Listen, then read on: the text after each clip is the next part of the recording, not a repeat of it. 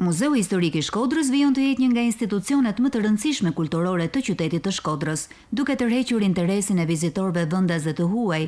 Gjatë vitit 2025, muzeu ka patur një rol aktiv në promovimin e historisë dhe trashëgimisë së Shkodrës. Kemi patur një vizitëshmëri të kënaqshme. Po të bëjmë një krahasim, nëse mund të flasim me shifra apo me përqindjet numrit të rritjes së vizitorëve, kemi një rritje parafërsisht me 17% krahasuar me 2024-ën. Një vëmendje e veçantë i kushtohet pranisë së turistëve të huaj gjatë vitit 2025. Kryesisht Muzeu Historik i qytetit vizitohet nga shtetas të huaj. Kemi edhe shqiptar, por numri më i madh është nga shtetet e huaj, të cilët kanë ardhur nga shtete të ndryshme, nga Hollanda kemi pas shumë, nga Franca kemi pas shumë, Italia, Izraeli, Portugalia, Brazili, Kanadaja, një diversitet i pashoq i shteteve që kanë vizituar muzeun tonë. Elementet që e bëjnë muzeun tërheqës për publikun sot lënë më shumë përshtypje tek turistët ndërkombëtar. Impakti i parë me arkitekturën e objektit, me mënyrën ndërtimit të banesës, mënyrën si kanë jetuar njerëzit më përpara, çuditën shumë me faktin se kjo është një banesë që përket shekullit 18-19.